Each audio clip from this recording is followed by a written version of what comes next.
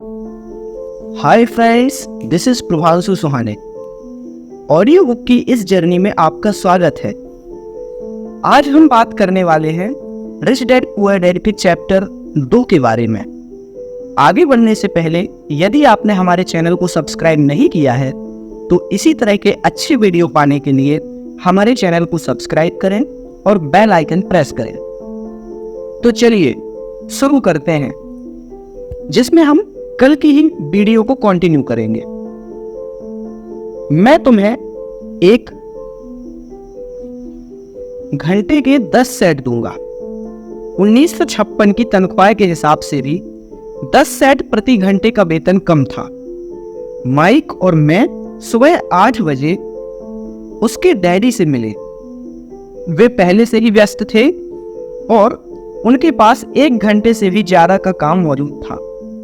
जब मैं उनके साधारण और छोटे और साफ घर के सामने पहुंचा तो मैंने देखा कि उनका कंस्ट्रक्शन सुपरवाइजर अपने पिकअप ट्रक में वहां से जा रहा था।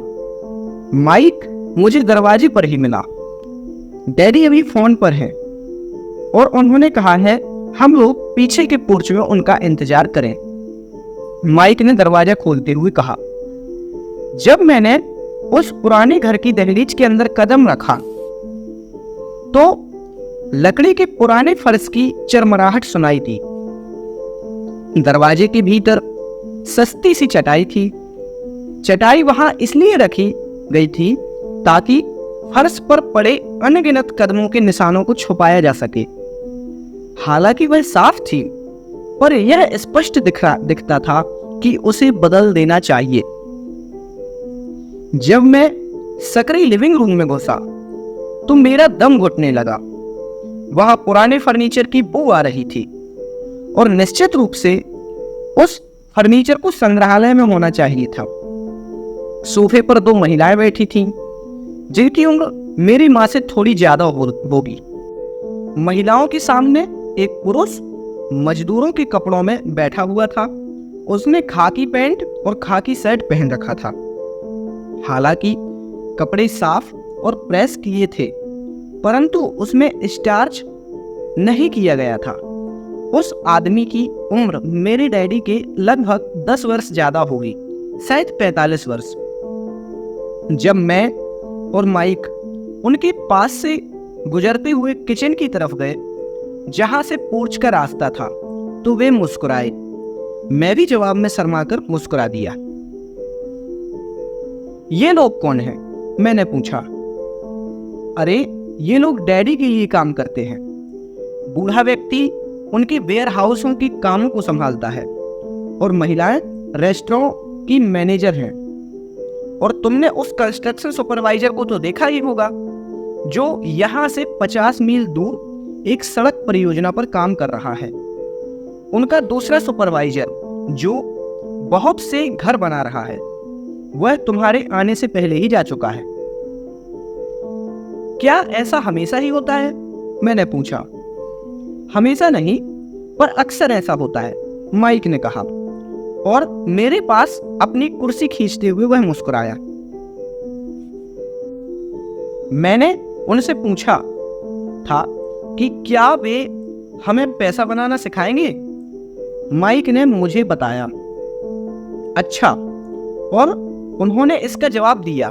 मैंने सावधानीपूर्ण उत्सुकता से पूछा।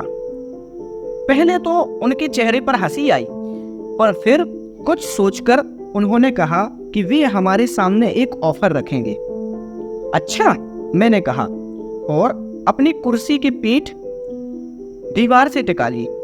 मैं वहां कुर्सी के पिछले 2 पैरों के सहारे टिका बैठा रहा। माइक ने भी ऐसा ही किया। क्या तुम्हें पता है कि वे कौन सा ऑफर देने वाले हैं? मैंने पूछा। नहीं, पर हमें जल्द ही इसका पता चल जाएगा। अचानक माइक के डैडी उस पुराने दरवाजे से घुसकर पोर्च में दाखिल हुए। माइक और मैं अपने दोनों पैरों पर कूद गए, आदर के कारण नहीं, बल्कि इसलिए कि हम चौंक गए थे। तो बच्चों तैयार? माइक की डैडी ने एक कुर्सी हमारे पास खिसकाते हुए पूछा। हमने अपना सिर हिलाया और अपनी कुर्सी को दीवार के पास से खींचकर उनके सामने रख लिया। वे एक विशाल शरीर के मालिक थे, लगभग 6 फुट ऊंचे थे। उनका वजन लगभग 200 पाउंड था। मेरे डैडी इतने इससे ज्यादा ऊंचे थे, लगभग इसी वजन के, और माइक की डैडी से 5 साल बड़े थे। वे लगभग एक जैसे ही थे, हालांकि दोनों एक ही प्रजाति के नहीं थे। हो सकता है कि उनकी ऊर्जा एक सी हो। माइक का कहना है कि तुम पैसा कमाना सीखना चाहते हो। क्या यह सही है रॉबर्ट? मैंने तत्काल सहमति में अपना सिर हिलाया। हालांकि मुझे थोड़ा सा डर भी लग रहा था। उनके शब्दों और मुस्कुराहट में बहुत ताकत थी। अच्छा, यह रहा मेरा ऑफर। मैं तुम्हें सिखाऊंगा, लेकिन मैं ऐसा क्लासरूम की शैली में नहीं करूंगा। अगर तुम मेरे लिए काम करोगे तो उसके बदले में मैं तुम्हें सिखाऊंगा। तुम मेरे लिए काम नहीं करोगे तो मैं तुम्हें नहीं सिखाऊंगा। अगर तुम काम करते हो तो मैं तुम्हें ज्यादा तेजी से सिखा सकता हूँ, और अगर तुम सिर्फ बैठकर मेरी बातें सुनते हो जैसा कि तुम लोग स्कूल में करते हो, तो इससे मेरा समय बर्बाद होगा। यह मेरा ऑफर है। इसे या तो मान लो या फिर वापस लौट जाओ। क्या मैं आपसे पहले एक सवाल पूछ सकता हूं? मैंने पूछा। नहीं, इसे या तो मान लो या फिर घर लौट जाओ। मेरे पास समय बर्बाद करने के लिए फालतू समय नहीं है। अभी ढेर सारा काम पड़ा है। अगर तुमने तत्काल फैसला करने की क्षमता नहीं है तो तुम कभी पैसा नहीं कमा सकते। मौके आते हैं और चले जाते हैं, इसलिए तत्काल निर्णय लेने की क्षमता एक महत्वपूर्ण कला है। तुमने जैसा चाहा था वैसा एक मौका तुम्हारे सामने मौजूद है। अभी ये 10 सेकंड में या तो पढ़ाई शुरू हो जाएगी या फिर हमेशा के लिए खत्म हो जाएगी। माइक की डैडी ने चिढ़ाने वाली मुस्कुराहट के साथ कहा। मंजूर, मैंने कहा। मंजूर, माइक ने कहा। बहुत बढ़िया, माइक की डैडी ने कहा। 10 मिनट में मिसेज मॉर्टिन आ जाएंगी। उनसे बातें करने के बाद मैं तुम्हें उनके साथ भेज दूंगा और तुम लोगों का काम शुरू हो जाएगा। मैं तुम्हें हर घंटे की 10 सेट दूंगा और तुम हर शनिवार 3 घंटे काम करोगे।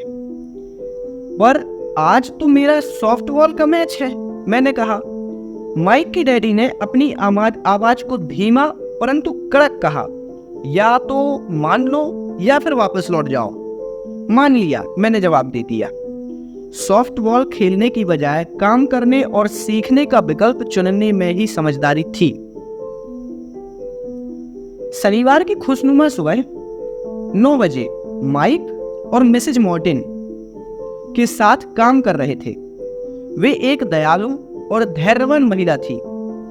वे हमेशा कहा करती थी कि माइक और मुझे देखकर उन्हें अपने दोनों बच्चों की याद आ जाती है, जो अब बड़े हो गए थे और दूर चले गए थे।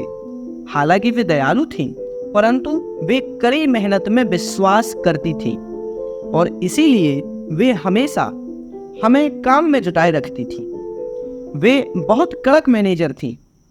हम 3 घंटे बाद डिब्बाबंद सामानों को शेल्फ पर से उतारते थे, उनकी धूल साफ करते थे और फिर उन्हें करीने में जमाते थे। यह बड़ी मेहनत का काम था और बोरियत भरा भी। माइक के डैडी को मैं अपना अमीर डैडी कहता हूं और उनके पास इस तरह के 9 सुपरेट्स थे, जहां पार्किंग के लिए बहुत सारी जगह भी थी। वे 7-11 कन्वीनियंस स्टोर्स की शुरुआत संस्करण थे। पड़ोस के जनरल स्टोर, जहां लोग दूध, ब्रेड, बटर और सिगरेट जैसी चीजें खरीदते थे। समस्या यह थी कि हवाई में एयर कंडीशनिंग नहीं थी और गर्मी के कारण स्टोर्स अपना दरवाजा बंद नहीं कर सकते थे। स्टोर्स के दोनों ओर दरवाजों को पूरा खुला रखना पड़ता था ताकि सड़क और पार्किंग के सामने जगह दिखती रहे। जब भी कोई कार पार्किंग में आती थी तो उनके साथ धूल का गुबार भी आता था, जो स्टोर्स में घुसकर डिब्बों पर जम जाता था। इसलिए हम लोगों की नौकरी तभी तक चलती जब तक कि एयर कंडीशनिंग नहीं हो जाती। 3 हफ्तों तक माइक और मैं मिसेज मॉर्टन के पास जाकर 3 घंटों तक काम करते रहे। दोपहर तक हमारा काम खत्म हो जाता था और वे हम में से हर एक के हाथ में 3 छोटे सिक्के डाल देती थी। उस समय 50 के दशक में मैं 9 साल की उम्र में भी 30 सेंट कमाने की कोई खुशी का ठिकाना नहीं होता था। तब कॉमिक्स की कीमत 10 सेंट हुआ करती थी, इसीलिए मैं अपनी कमाई की कॉमिक्स पर खर्च कर देता था और घर वापस लौट आता था। चौथे हफ्ते के बुधवार तक मैंने काम छोड़ने का मन बना लिया था। मैं सिर्फ इसलिए काम करने के लिए तैयार हुआ था क्योंकि मैं माइक की डैडी से पैसा कमाना सीखना चाहता था। इसलिए मैं 10 सेंट प्रति घंटे की गुलामी कर रहा था। और सबसे बड़ी बात यह थी कि उस पहले शनिवार के बाद से मैंने माइक की डैडी को देखा तक नहीं था। मैं काम छोड़ रहा हूं। मैंने लंच के साथ माइक से कहा। स्कूल लंच बड़ा निराशाजनक था। स्कूल भी उबाऊ था और अब मेरे पास शनिवार भी नहीं थे जिसका मैं इंतजार कर सकूं। परंतु 30 सेंट के कारण मुझे धक्का पहुंचा था। इस बार माइक मुस्कुराया। तुम किस बात पर हंस रहे हो? मैंने गुस्से और कुंठा से पूछा। डैडी ने कहा था कि ऐसा ही होगा। उन्होंने कहा था जब तुम काम छोड़ने का फैसला बना लो तब वे तुमसे मिलना चाहेंगे। क्या? मैंने आवेश में पूछा। क्या वे मेरे उकता जाने का इंतजार कर रहे थे? कुछ, माइक ने कहा। मेरे डैडी जरा अलग किस्म के हैं। उनका सिखाने का तरीका तुम्हारे डैडी के पढ़ाने के तरीके से बिल्कुल अलग है। तुम्हारे मम्मी डैडी बहुत बातें करते हैं, दूसरी तरफ मेरे डैडी बहुत कम बोलते हैं। तुम सिर्फ इस शनिवार तक इंतजार कर लो, मैं उन्हें बता दूंगा कि तुमने काम छोड़ने का फैसला कर लिया है। इसका मतलब यह है कि मेरे साथ नाटक खेला गया। नहीं, ऐसा नहीं हुआ है, पर शायद हो सकता है डैडी शनिवार को इसके बारे में हमें समझाएं। शनिवार को लाइन में लगकर इंतजार करते हुए मैं उनका सामना करने के लिए तैयार था। यहां तक कि मेरे असली डैडी भी मुझसे नाराज थे और उनसे भी। मेरे असली डैडी, जिन्हें मैं गरीब डैडी कहता हूं, यह मानते थे कि मेरे अमीर डैडी बाल श्रम कानूनों का उल्लंघन कर रहे हैं और इस पूरे मामले की जांच होनी चाहिए। मेरे पढ़े लिखे डैडी मुझसे कहा करते थे कि मैं सही तनख्वाह मांगूं, कम से कम 25 सेंट प्रति घंटा। मेरे गरीब डैडी ने मुझसे कहा था कि अगर मेरी तनख्वाह में बढ़ोतरी नहीं होती है तो मुझे तत्काल नौकरी छोड़ देनी चाहिए, और वैसे भी तुम्हें उस घटिया काम करने की कोई जरूरत नहीं, मेरे गरीब डैडी ने झल्ला कर कहा। शनिवार को सुबह 8 बजे मैं एक बार फिर माइक के घर उसी पुराने दरवाजे के अंदर घुस रहा था। कुर्सी पर बैठो और लाइन में इंतजार करो, माइक के डैडी ने मुझे घूरते हुए कहा। फिर वे अंदर जाकर अपने छोटे से ऑफिस में बैठ गए जो बेडरूम के पास था। मेरे कमरे के चारों तरफ देखा, परंतु मुझे माइक नहीं दिखा। अजीब सा महसूस करते हुए मैं उन्हीं दोनों महिलाओं के बगल में बैठ गया जो मुझे 4 हफ्ते पहले वही मिली थी। वे मुस्कुराई और सोफे पर थोड़ी खिसक गई ताकि मैं बैठ सकूं।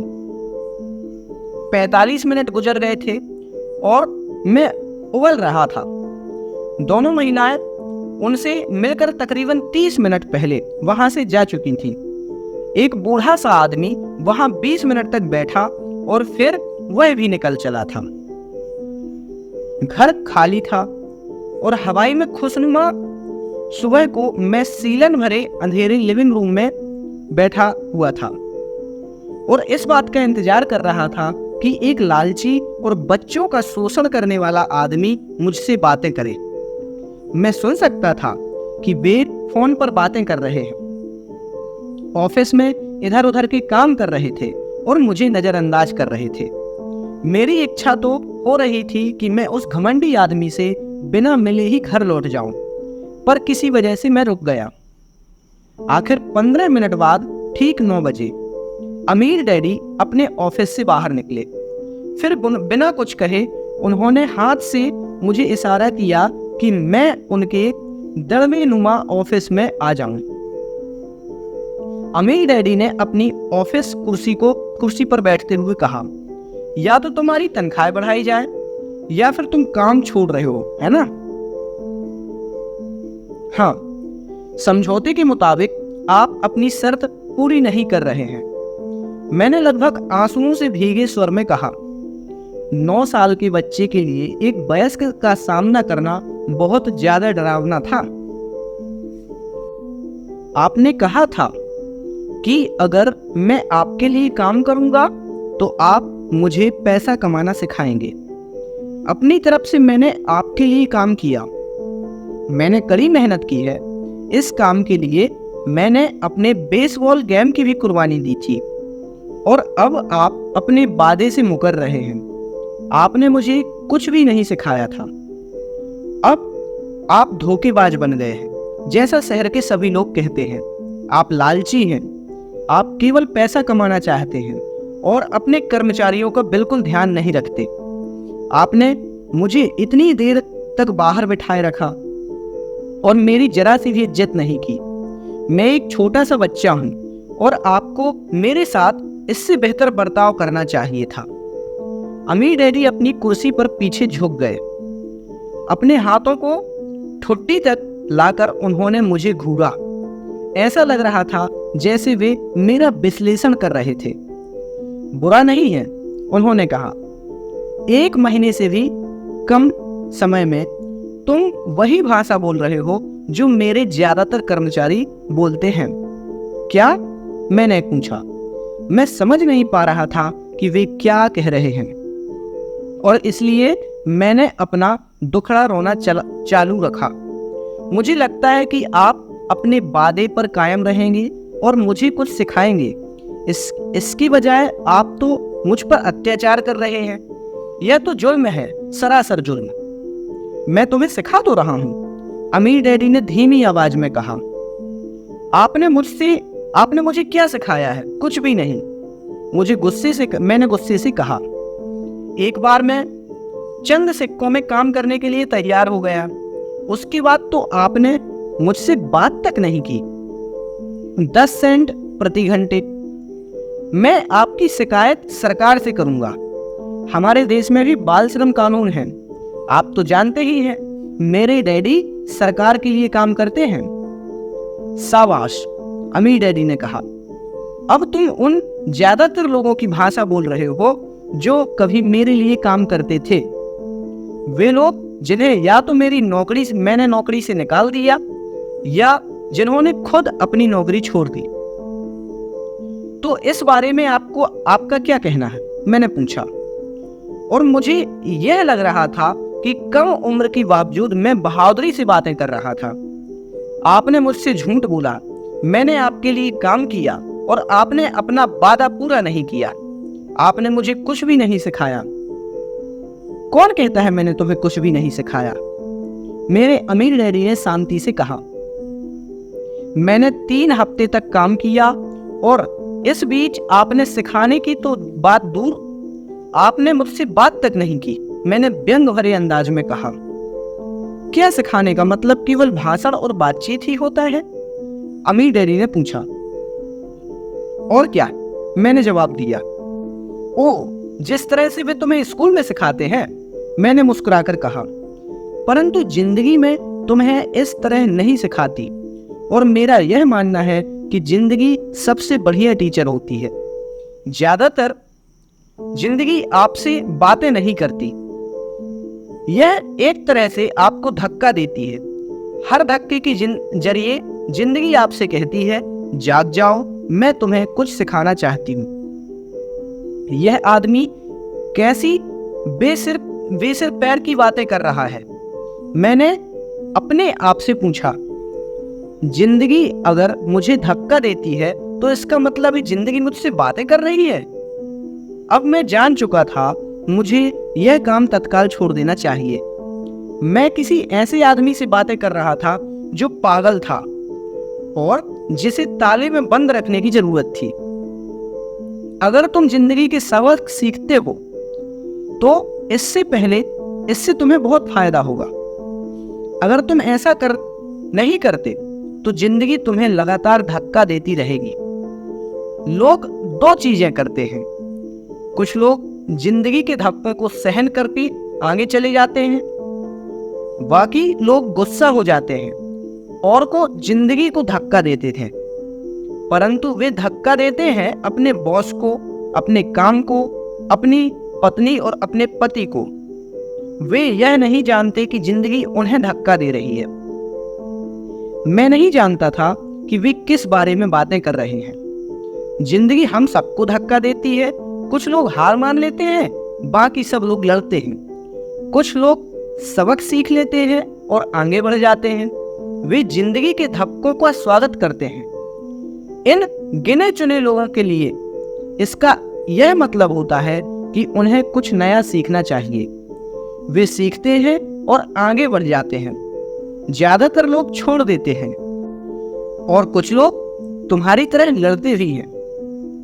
अमीर डैडी खड़े हो गए और उन्होंने टूटी फूटी खिड़की को बंद कर दिया।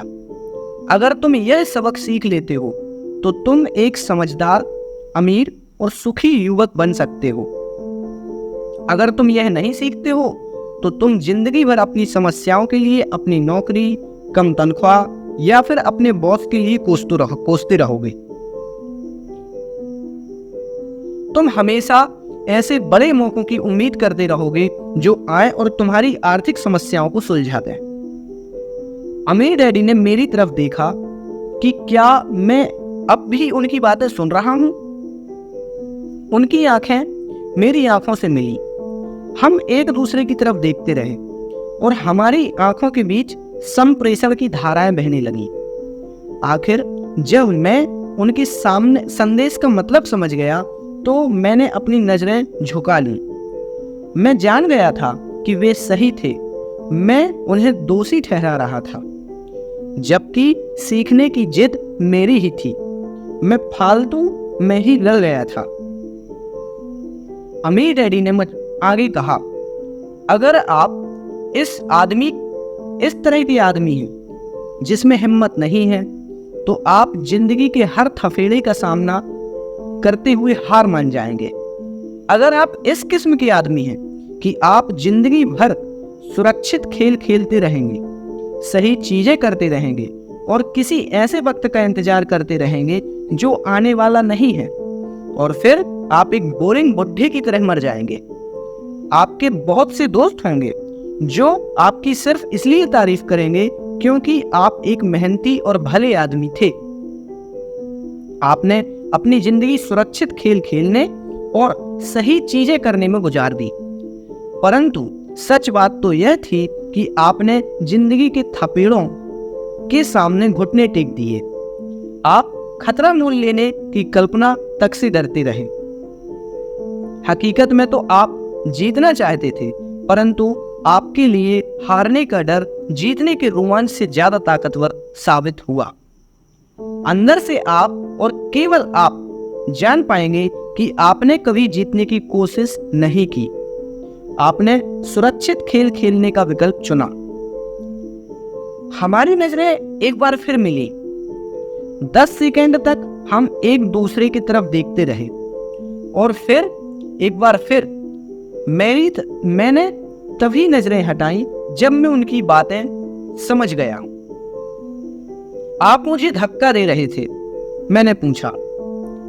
कुछ लोग ऐसा कह सकते हैं, अमीर डैडी ने मुस्कुराकर कहा। मैं तो यही कहूंगा कि मैं तुम्हें जिंदगी का स्वाद चखा रहा था। कैसा स्वाद? मैंने पूछा। मैं अब भी गुस्सा था, परंतु अब मेरी जिज्ञासा भी जाग गई थी। अब मैं सीखने के लिए भी तैयार था। तुम दोनों ऐसे पहले लोग हो जिसने मुझसे पैसा बनाने की कला सिखाने का आग्रह किया। मेरे पास 150 से भी ज्यादा कर्मचारी हैं, पर उनमें से एक ने भी मुझसे पैसा कमाने की कला सीखने के बारे में नहीं पूछा। वे मुझसे नौकरी मांगते हैं, तनख्वाह मांगते हैं, परंतु पैसा बनाने की कला नहीं सीखना चाहते। जो ज्यादातर लोग इसी तरह अपनी जिंदगी के सबसे बेहतरीन साल पैसे के लिए काम करने में बर्बाद कर देंगे और आखिर तक यह भी नहीं समझ पाएंगे कि वे दरअसल किसके लिए काम कर रहे थे।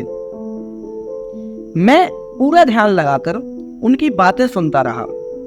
तो जब माइक ने मुझसे कहा कि तुम लोग पैसा कमाना सीखना चाहते हो, तो मैंने एक ऐसा कोर्स तैयार किया है जो असली जिंदगी के करीब था।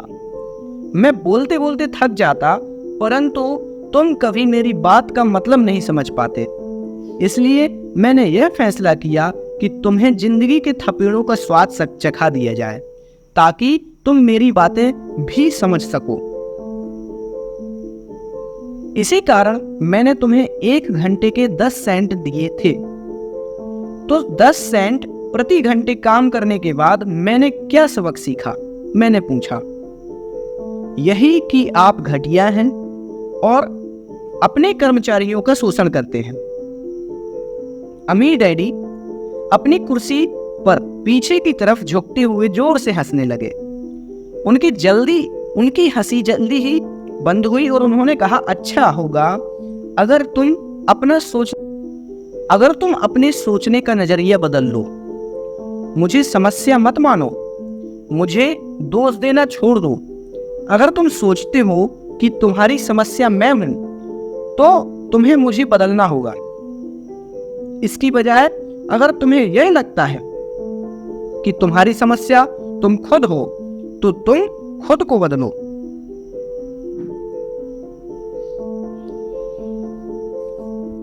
और सीख सकते हो और ज्यादा समझदार बन सकते हो। ज्यादातर लोग चाहते हैं कि दुनिया का हर आदमी बदल जाए, बस हम खुद ना बदलें। मैं तुम्हें यह बता दूं कि किसी दूसरे को बदलने से ज्यादा आसान काम है खुद को बदल देना। मैं आपकी बात ठीक से समझ नहीं पाया। मैंने कहा, अपनी समस्याओं के लिए मुझे दोष देना छोड़ दो। अमीर डैडी ने कहा, पर आपने मुझे सिर्फ 10 सेंट का ही वेतन दिया, तो तुमने क्या सीखा? अमीर डैडी ने मुस्कुराकर पूछा। यही कि आप घटिया हैं, मैंने मुस्कुराकर कह दिया। अच्छा, तो तुम यह सोचते हो कि समस्या मैं हूं? अमीर डैडी ने कहा, वो तो आप है ही। खैर, इसी तरीके से सोचते रहो और तुम जिंदगी भर कुछ नहीं सीख पाओगे। अगर तुम्हारा नजरिया यही रहा कि समस्या मैं हूं, तो तुम्हारे पास क्या विकल्प रह जाएगा? अगर आप मेरी तनख्वाह नहीं बढ़ाते हैं या मुझे ज्यादा इज्जत नहीं देते हैं, तो मैं काम छोड़कर चला जाऊंगा। ठीक कहा, अमीर डैडी ने कहा। और ज्यादातर लोग यही करते हैं, वे काम छोड़कर चले जाते हैं और दूसरी नौकरी को तलाशने लगते हैं, जहां उन्हें बेहतर मौके और ज्यादा अच्छी तनख्वाह मिले। उन्हें यह गलतफहमी होती है कि नई नौकरी और ज्यादा तनख्वाह से उनकी समस्याएं सुलझ सकती हैं। ज्यादातर मामलों में ऐसा नहीं होता। तो समस्या किस तरह से सुलझ सकती है? मैंने पूछा। 10 सेंट प्रति घंटे के हिसाब से तनख्वाह लेकर मुस्कुराते हुए मैंने कहा। अमीर डैडी मुस्कुराए। यही बाकी के लोग करते हैं। वे यह जानते थे कि कम तनख्वाह में काम करते हैं, क्योंकि नौकरी छूट जाने पर उनका और उनके परिवार का पेट कैसे भरेगा। इसलिए मन मरोड़ कर वे नौकरी करते हैं और यह सोचकर तनख्वाह बढ़ाने का इंतजार करते हैं कि ज्यादा पैसे आने से समस्या सुलझ जाएगी। ज्यादातर लोग ऐसा ही सोचते हैं और कड़ी मेहनत करते हुए दूसरी नौकरी भी कर लेते हैं, परंतु उनमें से उनकी तनख्वाह कम ही मिलती है। मैं फर्श को घूरता रहा। अब मैं अमीर डैडी के सबक को समझने लगा था। मुझे इस बात का एहसास हो गया था कि जिंदगी का आखिर यह स्वाद है। आखिरकार मैंने ऊपर की ओर देखा और अपना सवाल दोहराया, तो फिर समस्या किस तरह सुलझेगी?